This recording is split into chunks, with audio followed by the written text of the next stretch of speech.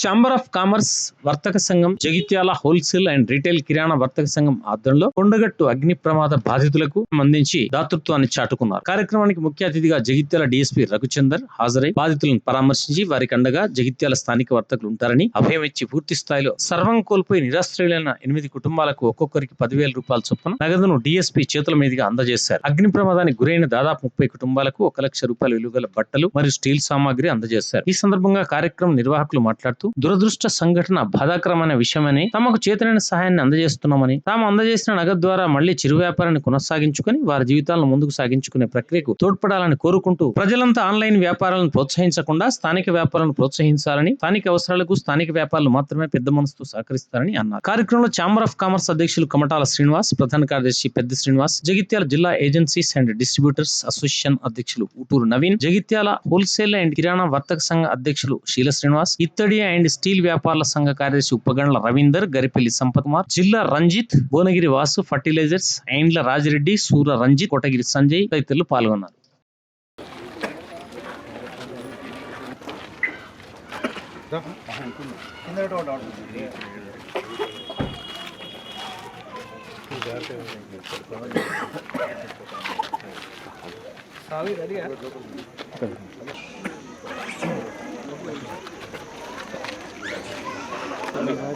చాలా బట్టలు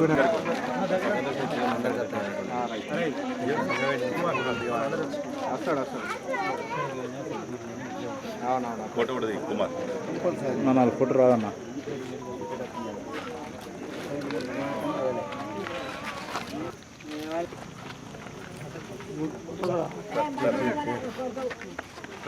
దేనికి మంచి పని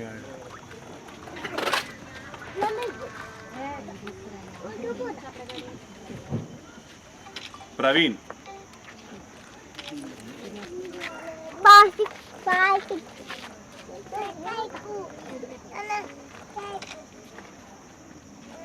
ప్రకాష్,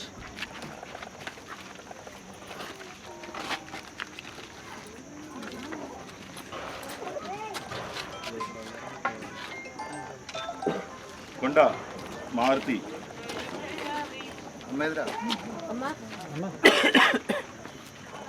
అమ్మ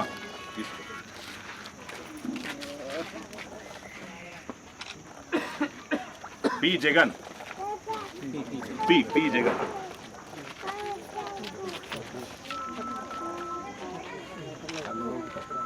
పి జలేందర్,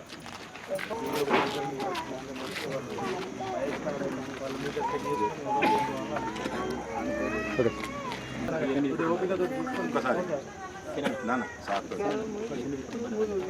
అందరికి ఇద్దరు మహేష్ అందరికి సో ఒకసారి రండి అమ్మా సార్తో. ఓకే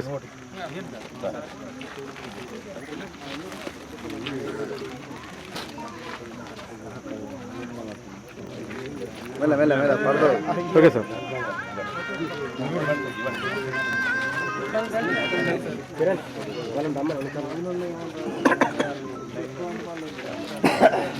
ఏదేమైనప్పటికీ మన జగిత్యాల జిల్లా పరిధి లోపల ఇలాంటి దారుణమైన సంఘటన ఎంత ఇచ్చినా కానీ అది సరిపోయేది కాదు, ఆదుకునేది కాదు. కాకపోతే నిజంగా కొండగట్టు అంజన్న ఆశీర్వాదం ఉందేమో ఎవరికి కూడా ఎలాంటి ప్రాణ నష్టం జరగకుండా కాయ కష్టం ఏదైనా చేసుకొని బతికే అవకాశం ఉంది.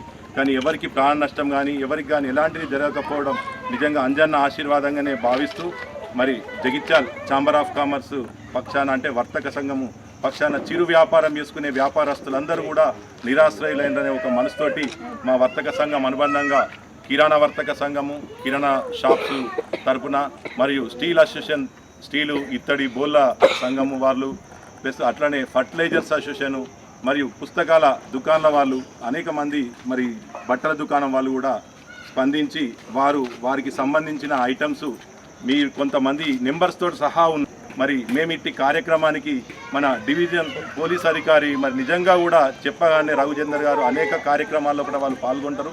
వారికి పేర్కొనగానే సార్ మీరు రండి, వచ్చి మీ ఆధ్వర్యం లోపల మేము ఇలాంటి కార్యక్రమం చేసుకోవాలనుకుంటున్నామని, ఎవరైతే పూర్తి స్థాయి లోపల నిరాశ్రైన 8 కుటుంబాలు ఉన్నాయో మేము ఆల్రెడీ ఇక్కడ స్థానికంగా ఉన్న పాత్రికేయ మిత్రుల ద్వారా మీడియా ద్వారా తెలుసుకున్నాం. మాకు ఇక్కడ ఎవరి మీద సంబంధాలు లేవు, ఎవరితోటి అవసరం లేదు.